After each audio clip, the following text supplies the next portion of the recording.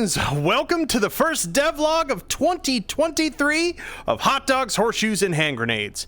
We're going to start off as always with a quick sound check. Make sure speakers aren't up too high. Oh no, he's still coming at us. There we go. Wonderful. So what have we got for you this week? Well, this is going to be a bit of a roadmap video. I've got a number of things to cover this week, as well as show you just the first little small thing that I started working on for the year. We're going to take a look at that, and then we're going to talk about what's going to be coming in the near term, Update 107, which is sort of going to be sort of a big patch release.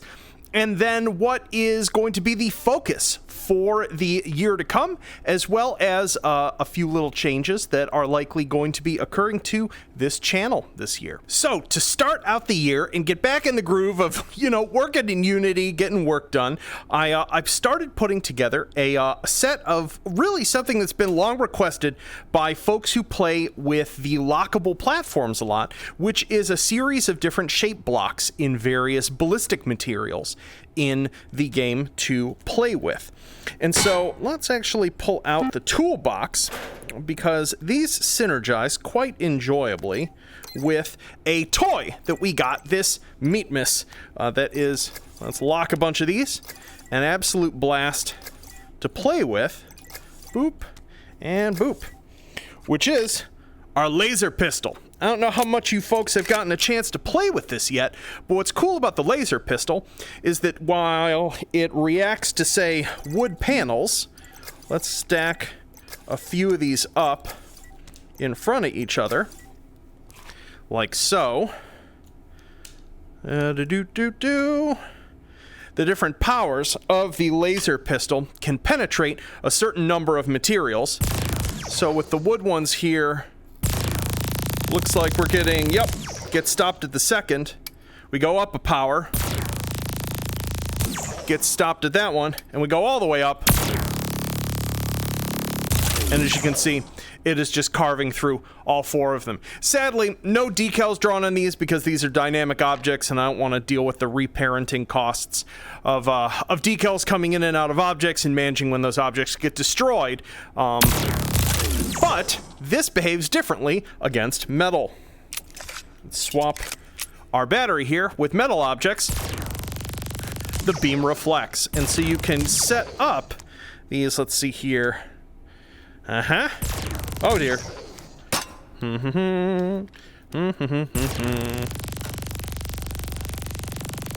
See how many times we can get it reflecting in one go here. As I accidentally shoot myself with said laser beam. Ouch. Lasers are dangerous, kids. Yep. Oof. I did it again. And so so the laser beam in this is actually configured. It can go through, I think, 9 total bounces. Though the situation you'd basically need a room made of metal for that to ever happen. But I specifically put these in and built a toy that has this sort of behavior, specifically because I figured folks would come up with some wild and zany ways to use it. I've already seen a couple folks have done this thing where they've put a bunch of rail adapters on the laser pistol, and then I think it's the metal bike horn right in front of the muzzle, and you can get the laser to fire at a 90 degrees offset, which is hilarious. So oops. Nope, you don't go in the toolbox, you go in the toolbox.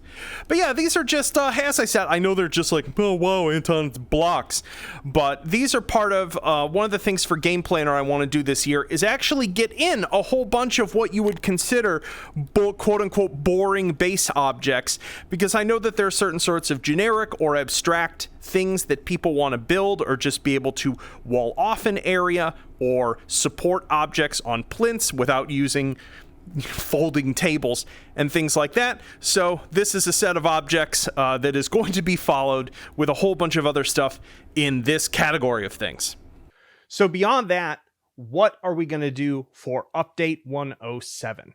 We've got a list of basically 3 core things that I want to do, because I want it to be a small release, preferably next Friday, so that I can just get a whole bunch of fixes that are much needed after Meatmas into the game quickly.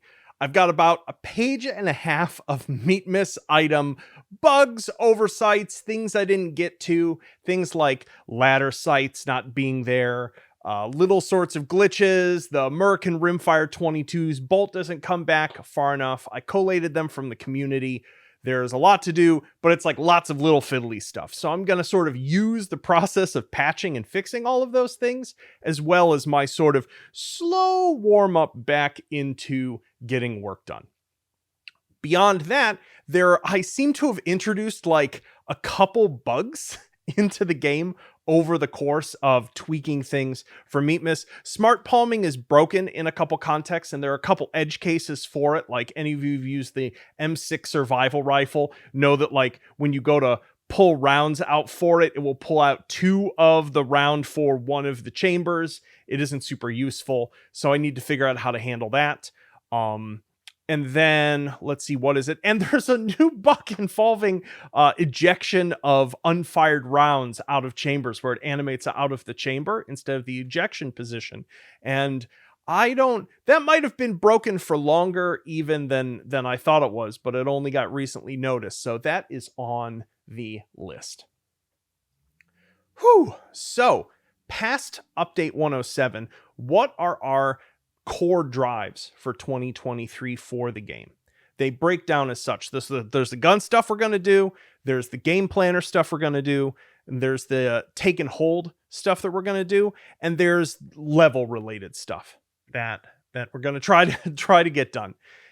When it comes to guns, all of you know I've teased the AR refresh. That's going to be a big focus, especially for the first half of this year. Our AR artist Ole has so many gorgeous models for this, and we're going to be releasing them basically in conceptually complete packs.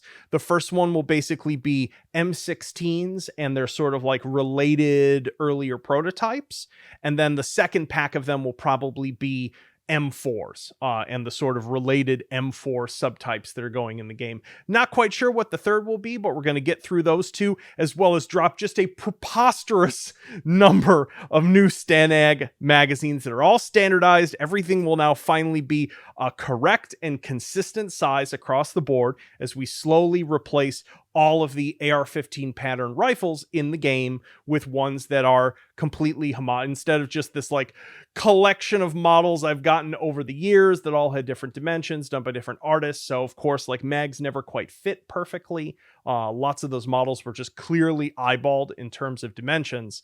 It feels right to finally get back to be like, all right, with such an iconic weapon series, let's just get them all correct and all consistent with each other. As for game planner, the stuff that I see this as being sort of like a sort of 2 subpart thing that is going to go on with the game. I'm going to get the event system up and running so that objects can communicate with each other. And so that's things like I pull a lever and the target's reset, or I hit this button and something spawns, as well as everything related to the game's bots being able to set up all sorts of gameplay logic that involves SOSIGs.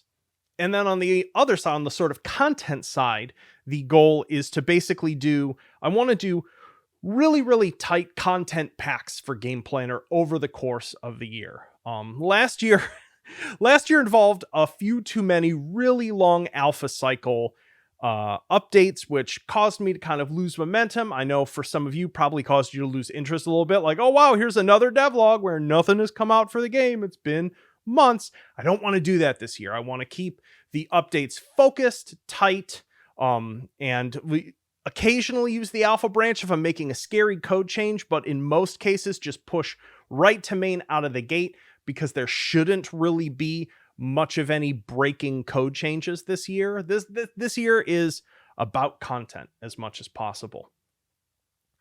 And then beyond that, getting obviously Game Planner scenario sharing up and running. We're still figuring out exactly how it's going to work. We're going to have a little side application for it for like data safety and to accommodate that so many people are running modded, might have modded content in their saved scenarios. So we need a really elegant and safe way to be able to handle that. and sort of forward to the user important information like, hey, you can't load this level. You don't have all the things this level uses, and things along that lines.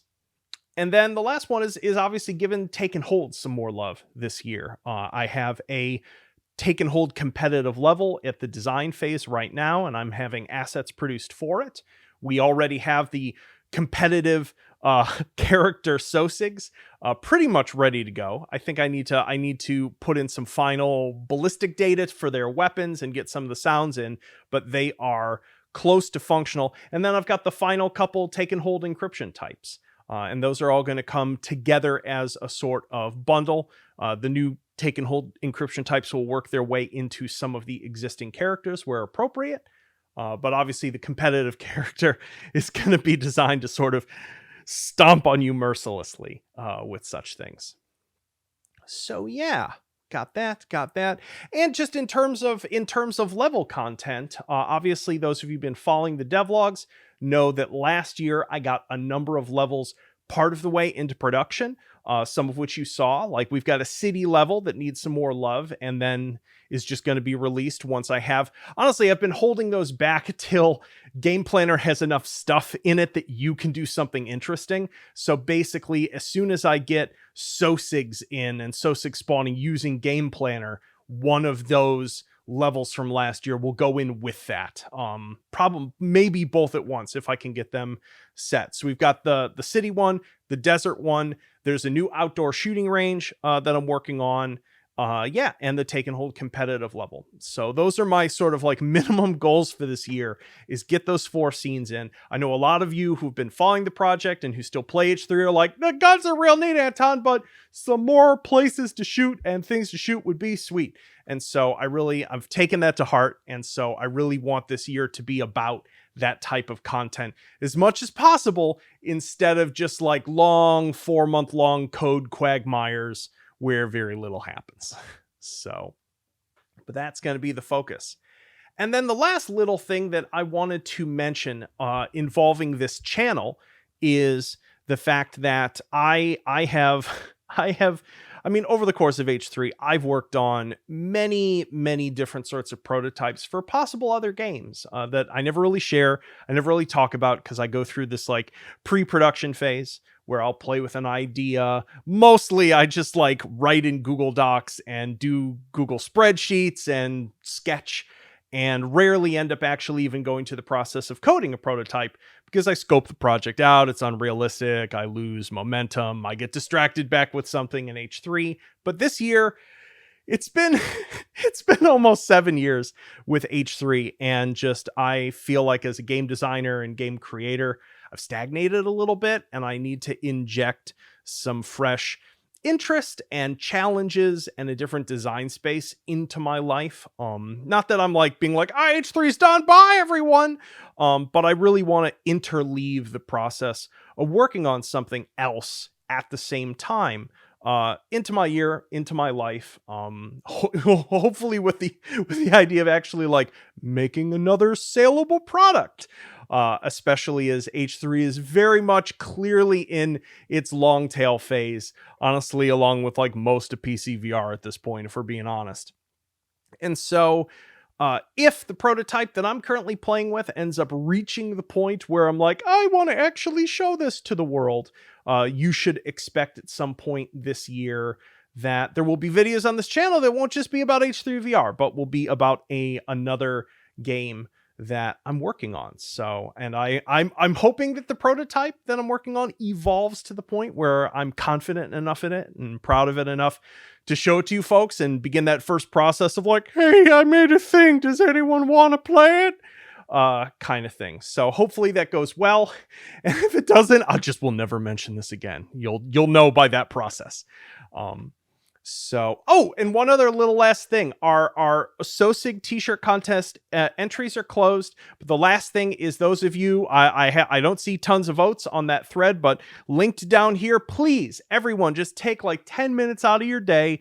If you've watched this video and you have a Reddit account, go over to the contest thread on Reddit, take a look at the contest shirt entries and upvote the ones you like. And next week I will announce all of the winners, including the subreddit's choice. So I look forward to seeing what you all pick. And remember, the winners of that contest in the 4 categories will get their shirts adapted and cleaned up and put into the game as SoSig clothing. So there'll be wieners sporting your sick designs. Whew. All right, breathe, Anton. So that is just about it. That is my rambly 2023 roadmap. We're back at it. I'll be frank, I'm still pretty tired. And so you could definitely expect for January for me to be a sort of, I'm going to slowly get back to work. I'm going to do a lot of bug fixes. I'm going to work on a bunch of little small, low stress things to get both back in the swing of it, but still like take some relaxation time for myself, as well as work on this other secret prototype that I'm toying with. If nothing else, just to prove to myself that I can make other projects work in a more modern version of Unity than 5.6, and that I have other ideas worth sharing. So anywho, that's about it. I hope you all have yourselves a wonderful weekend and that you're having a good start to your 2023, and I'll have another devlog and an update for you folks next week. Peace.